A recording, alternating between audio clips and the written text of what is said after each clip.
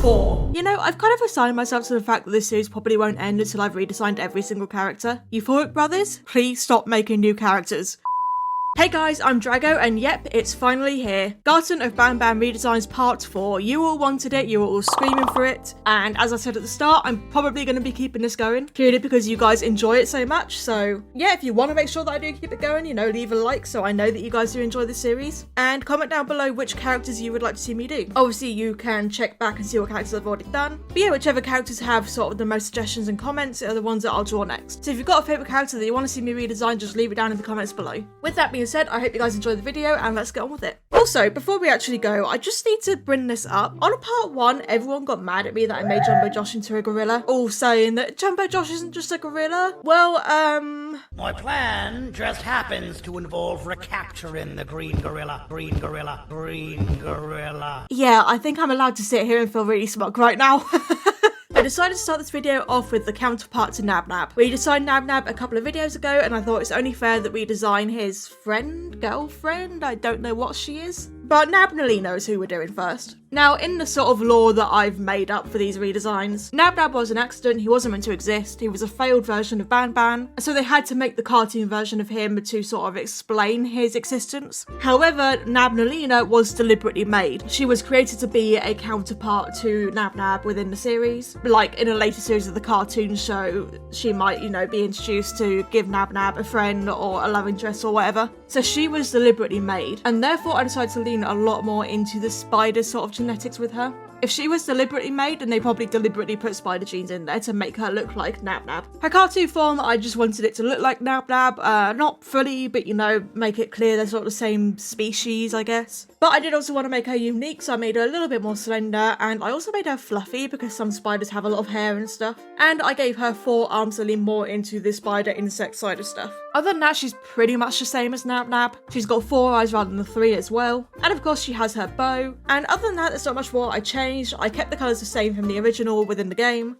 She also has the same scar going down her chest as Nabnab. Again, this is a way for the creators of the cartoon to sort of show the open mouth they have on their monster forms and sort of make it like it's a sewn together thing. Like, I don't know, maybe they had surgery. I said this before with Nabnab. Like, maybe they had some sort of surgery and it's like a way to make those children that have to go through that sort of thing in their young lives, unfortunately, make them feel a bit more accepted. Children who have to go through that sort of thing, they're going to have a bigger scar for the rest of their lives. They probably feel quite out of place. They probably feel like they're not normal, and it's really, really sad that society makes it that way. So this would be the cartoon creators' way of making those children feel accepted, giving them a character to relate to. And that's why Nabnab and Nabnaleena have this scar, which then in their monster form opens up to be the big mouths. Now, like I said, I was leaning way more into making Nabnaleena an actual spider. Her colour scheme with her being black, it gives me Black Widow vibes. So that's the sort of thing that I lent into. Black Widows have these sort of big bulbous behinds and really sort of skinny legs, long skinny legs. So that's sort of what I went into. I didn't put any reference images of spiders here, which I probably should have to help myself, but I thought there are people that don't like spiders, so I probably shouldn't. But now I realise I've joined a big monster spider anyway, so what difference would it have made?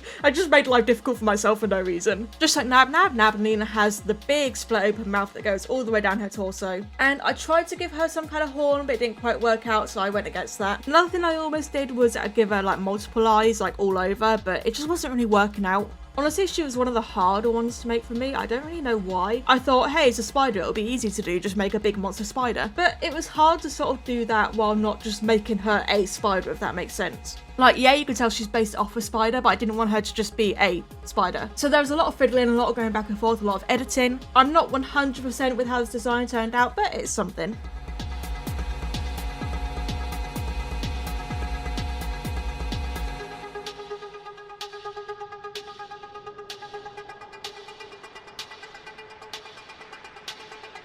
As I was doing the line art, I did make some edits to the sketch. I just wanted to add a bit more of an uncanny, creepy factor to it. So things I did was make it look like the fans are sort of really sticking out, like they're sort of really stretching the skin to be where they are. And I sort of gave the neck this almost ribbed texture to it. Gives her a very sort of bug insect-like appearance, almost millipede or centipede-esque. And those things could be quite scary to some people, so I hope that works out. In general, these monster designs are just going for a really uncanny vibe. Like, you can almost tell what they are, but you can't at the same time. Or you look at it and think, yeah, that's a spider, but then you look at it closer and it's so wrong, like, it just creeps you out because it's like, that is not normal. And that's the sort of vibes I'm going for with these monster designs. And like, imagine these things lurking in the dark though, like, oh, no thanks. I made her legs nice and sharp because I can imagine her sort of rearing up and then coming down and even stabbing you with those legs. Like, they are sharp and strong enough to just go right through you. That is probably one of the ways she'd kill you, other than dropping off the ceiling and then just, you know, consuming you with that massive mouth that she's got. This creature's probably no joke. It's probably one of the more dangerous creatures that is within the kindergarten. It is a kindergarten, right? I don't know. But she's probably one of the more dangerous creatures that roams around in the facility, sticking to ceilings, going unseen until she's right on top of you and she just drops down on your head. And then you've probably got no chance of survival at that point. Also, I was gonna give her a ton, but then I thought people are gonna get really freaky over that.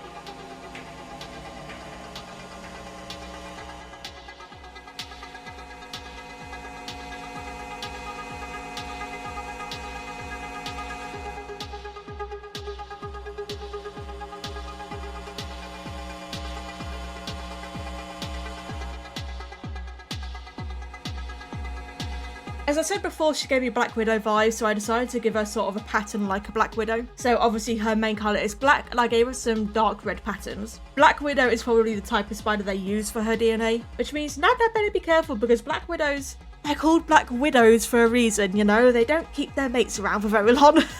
Either way, once she was coloured, it was just using my trusty watercolour brush. I love this thing so much.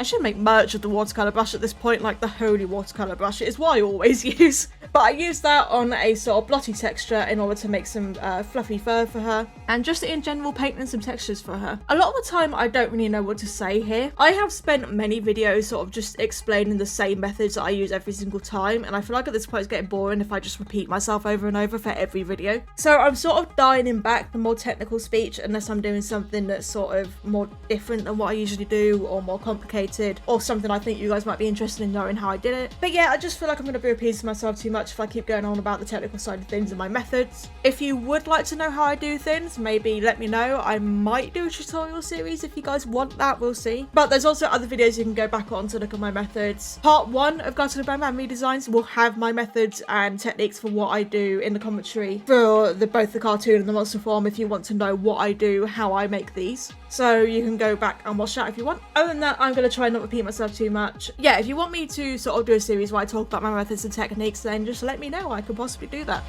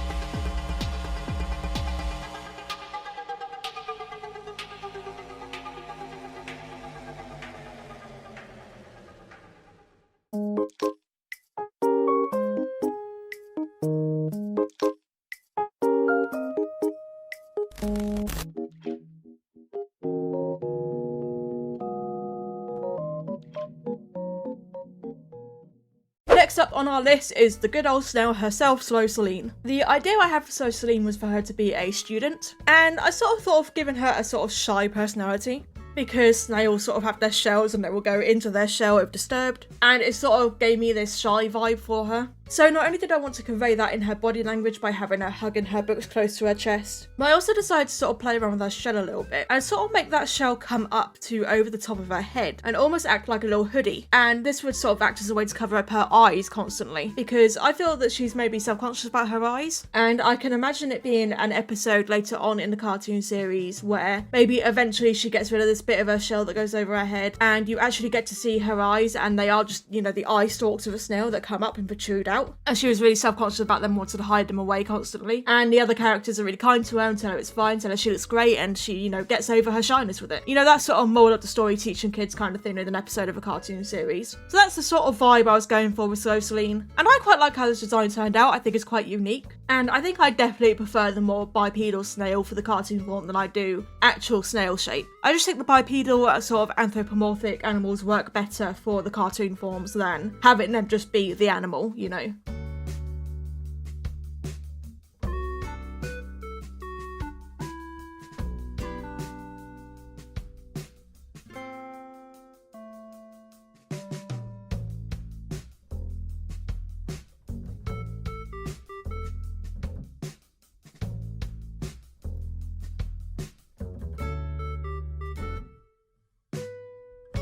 Now, Slow Seline's monster form was one of the ones where I really didn't have much of an idea for it at all. It was going to be one of those ones where I had to sit down and just sort of start drawing and see what happened. On my own personal list, Slow Seline would have been sort of far down on my priorities on who I would have drawn, but she was really highly requested in the comments to have her as part of the redesigns, and so here she is.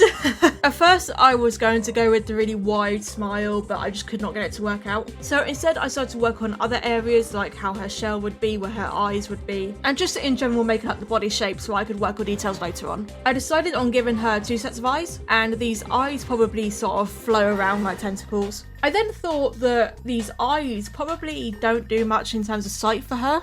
So I thought about the feelers that snails have. They have the 2 little feelers by their mouth, and I thought, why don't I make those into actual hands? And you can imagine her sort of coming up to you, and because she can't see you very well, she reaches out with these hands. She tries to feel up your face and feel you all over, and it's probably really uncomfortable, and that adds to the horror aspect. Just these cold, wet, slimy hands just plastering all over your face. It'd be horrible. One of the things that I added to her design was cracking her shell and having parts of her flesh hanging out and making those parts of the flesh really veiny to make it look like they're just swollen and stretched and just not supposed to be like that. Again, just really trying to add the uncanny, unsettling vibe to things.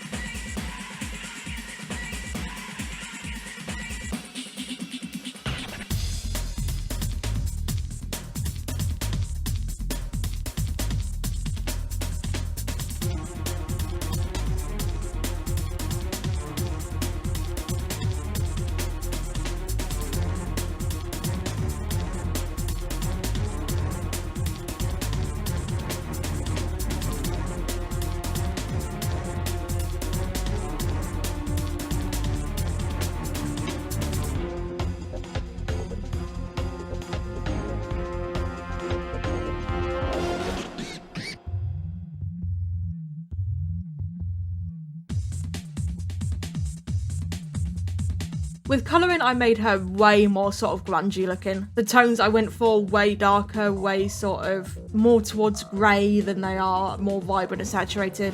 And I just gradually worked through and added the colours that I thought would fit the areas. For the flesh underneath the shell and the parts that are kind of sticking out, I wanted to give it this lighter tone because when you stretch out skin, it gets lighter. So giving it this lighter colour really sort of adds to the feeling that this is stretched out and swollen. I was also going to put the brown on her hands as well as the eye stalks, but it just looked like she had gloves on and it was a bit too cartoony for the monster form, so I ended up getting rid of that. In texturing, I made the eyes look bloodshot and sore to sort of exaggerate the idea that they are probably partially blind. And then it was just sort of going around with actually an untextured water brush. Usually I have some kind of texture on, but with the sort of snail being slimy and shiny, I thought it would work better just to have it on the smooth, simple circle and just sort of really work on my lines and what I'm doing with it to define areas rather than relying on a texture. For example, here on the head, I use a lot of smaller lines with different shades in order to sort of exaggerate the stretched flesh feel of it. And it just gives a nice accent to the line art as well that was already there, giving that feeling. And of course, course, with this being the more realistic form, I really wanted to add the, they're not scales, snails don't have scales, but they look like scales. I really don't know what to call them, but they have this sort of pattern on their flesh that almost looks like scales, but it's not scales. Yeah, adding that in really sort of brought together the whole snail feeling of it. There was a lot of texture to go on this one compared to some of the other characters. Because surprisingly, snails have a lot going to them. They look like simple little dudes, but they have a lot there to draw. But I did these sort of pattern things by just having the two shades and mostly using the lighter shade to make the bulbous parts, and then occasionally edging and accenting them with the darker shade just to make them pop out a bit more. It's sort of a rough, simple way of doing it, but it can be quite effective. And optimizing your workflow is really important with art, just to make sure you sort of don't burn yourself out with the drawing. You don't lose energy or motivation partway through because you're taking so long on it. At least I find that that can happen to me. So I do tend to find ways to optimize how I'm drawing as much as possible to make it go as quickly as possible so that doesn't happen.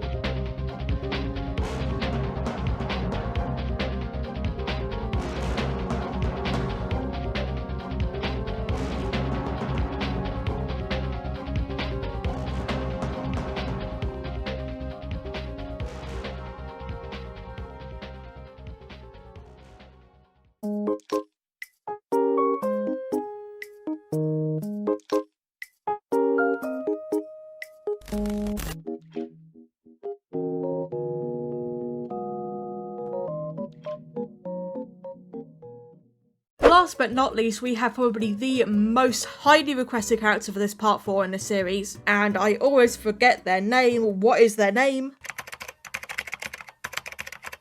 Tamataki and Chamataki, that's it. There were so many comments of people wanting me to do these two, so I had to include them. And I went for the idea that they weren't ever meant to be fused together. I don't know if that's what it is in the lore, maybe that is how it is in the canon lore of Banban, that they were accidentally fused together, I really don't know. But that is how I interpret it, that they weren't ever meant to be fused together. And so with the cartoon form, I decided to make them two separate characters. And my idea is that they are students at the kindergarten or whatever, and they are twins. Obviously sort of non-identical twins, but they are twin siblings. And so they've got a really close bond, they're often seen together, and have quite similar attributes to each other. You can see I took a very different approach to their designs here. Honestly, Tamataki and Chamataki are probably the absolute worst model in all of Banban. I don't know what that thing is. I don't know how the devs made that and looked at it and thought, yeah, that's fine. Because it just looks like a really poorly sculpted mess. It looks like a kid got a hold of some blue tack. You know when you found some blue tack lying around and you would make little models out of it? Yeah, that's what they look like, is that some kid did that, honestly. And I don't want to be that mean, but oh my god, they just look so bad. It's really wasted potential on design like that. So yeah, I went quite different with how they look, especially in this cartoon form. They're basically two bipedal creatures. One is a tortoise or turtle, whatever you want to call him, and the other is a chameleon. And honestly, these two creatures are really difficult to make into cartoons. I was not expecting it to be as difficult as it was, but it caused me trouble. They're probably a little bit ugly, but you know what? There's always a character in a cartoon that is a little bit scary or ugly or something to the children. It's always funny because that always happens. So there you go, that's who they are. Also, Tamataki, I think Tamataki is the tortoise one. I guess that makes sense because Tamataki starts with a T and Chamataki starts with the CH like chameleon. So Tamataki the tortoise. I decided to also give a hat because he looked bold and tortoise doesn't have hair, so we needed something there. And with Chamataki, I gave him some clothes. I actually made it into sort of a school uniform because otherwise he looked really bland and nothing to him as well.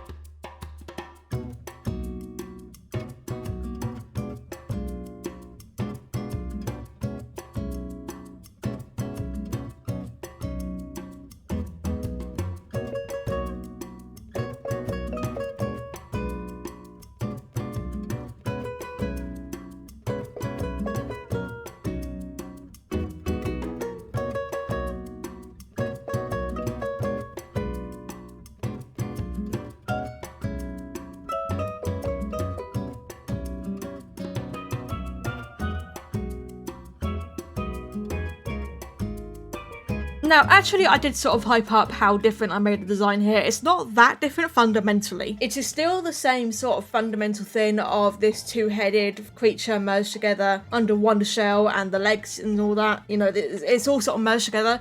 I kept that aspect. It was just making it better. It was making Tamataki actually look like a tortoise, making Chamataki actually look like a chameleon, and really making it look like they were fused together unwillingly and that it was accidental, and showcasing the pain they're probably both in, both mentally and physically. Really, it's quite a sad idea for a character, and it's just so upsetting that the Banban devs just really didn't do well with the concept because it could have been done so well. Once I had a basic shape down, I decided to go onto Google and look at reptiles with MBD. So MBD stands for metabolic bone disease. It is a condition that reptiles can get, and it happens when they are not given enough calcium or UVB, and it basically causes their bones to go really soft and floppy. It often causes deformities in the jaw and limbs. These deformities can be really severe, and as you can see in tortoises, it also makes their shell deform really badly. And I thought that's a really uncanny look, and it's actually a really sort of good way to make a horror design for a reptile, because it just looks off, it doesn't look right. I have actually owned reptiles. I have had leopard geckos, I've had a bearded dragon, I've had a Berber skink, I still have a leopard gecko, so I sort of know about this disease in reptiles, and it's a really sad disease. Please, if you get a reptile, please make sure you don't let this happen, because it is absolutely debilitating for the reptile. It is probably really painful for them as well. So please, if you're going to go with reptile, do your research. It is really important. So in adding these sort of MBD ideas, I made sure to give Tamataki a really deformed beak. And in Chamataki, I made the jaw really floppy and deformed because that's way more common in lizards. That tends to be one of the first indicators that they're developing MBD, is that the jaw will soften and quite often they get an underbite. So I definitely utilised that. And the other big part of the MBD was going to be in the shell, which is kind of hard to show, but I think I definitely did manage to get the idea of a deformed shell in there. I decided to have string flesh between both Tamataki and Chamataki to really show how they were fused and have probably mostly pulled themselves apart by this point. And that is also why there's this big gaping wound going down each of their necks, because I can imagine they were at the start a lot more fused together. They were really stuck together, and over time they've sort of pulled themselves apart, freed themselves a little bit, so they can now move their individual heads, but they are still trapped in the same shell and the same body. And I've shown that through both the string and flesh between each of them and the really big gaping wound as well. There is probably one thing that I like about the Tamataki Chamataki design from the devs, and that is that they actually alternated the legs and feet. They could have just done it so that the two chameleon legs were on Chamataki's side and two tortoise legs were on Tamataki's side, but they actually alternated it and made it a bit more random, and I think that really does help to show the idea that this was an accident, that they're not meant to be together and they are sort of just so merged now that there is no splitting them apart. It's not like one side and the other side, it is they are together, they are one now. So I definitely wanted to keep that. Lining them was pretty much the same process. There was a lot more detail going into the line art on these guys than any others, especially with the sort of string flesh and strands of flesh that are sort of broken away and are just flaying around now. Other than that, the lining process is pretty much the same. And one thing I realised I forgot to do now was actually give Chamataki any teeth. Chameleons actually have really small, tiny teeth, and that probably would have been quite spooky, but I totally forgot to do it, and I kind of wish I'd remembered now.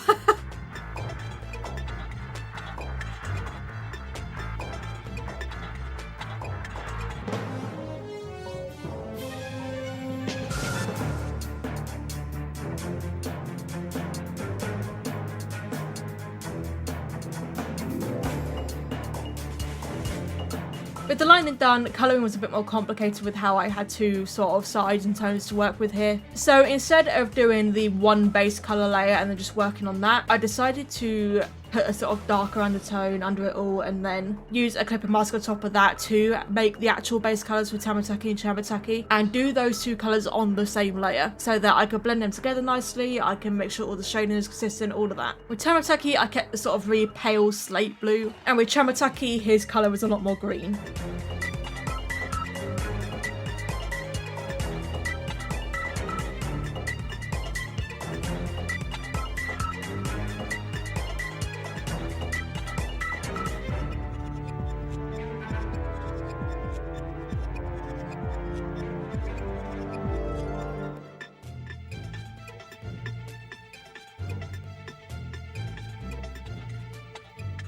In the wound, I didn't want to make it like actually looking inside. I decided to make it more like you can see the muscle structure. So the flesh and skin has been torn away and now the muscle is all exposed. You could probably see the muscle twitching and jerking as the electrical signals from both their brains go through it. Really creepy stuff, honestly. I also added a bit of a yellow tone in areas on Chamataki, especially since I based him on a veiled chameleon and they have quite a lot of colours and patterns to them. And I didn't want to go too crazy, but I did want to add some of that idea of the patterns on there. The shell was a big part just to really make sure it looked 3D and not flat. Just sort of highlighting and exaggerating the folds and the grooves and all of that within the shell. But other than that, it's pretty straightforward and the shading really helped to make things pop as well. In these pieces, because they're not full pieces of art with an actual lighting source, I mainly just use the shading to exaggerate areas that are behind places or in front of places. It really just helps to add a bit more 3Dness to it, helps it not look as flat. And that's all I use the shading for in these pieces, because like I said, there's no environment, then it's not a big, art piece. There's no sun or light source or anything to sort of hit them. It's literally just used to exaggerate the 3D shape of them.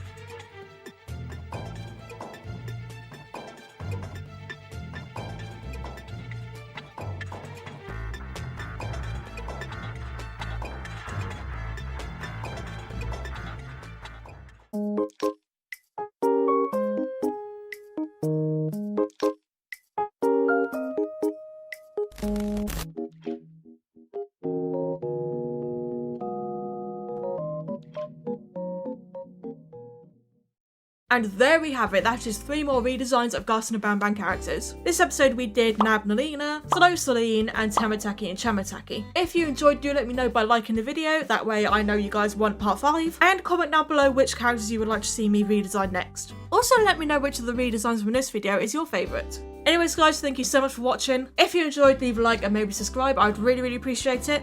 All of you have an amazing rest of your day and I will see you all in the next one. Bye!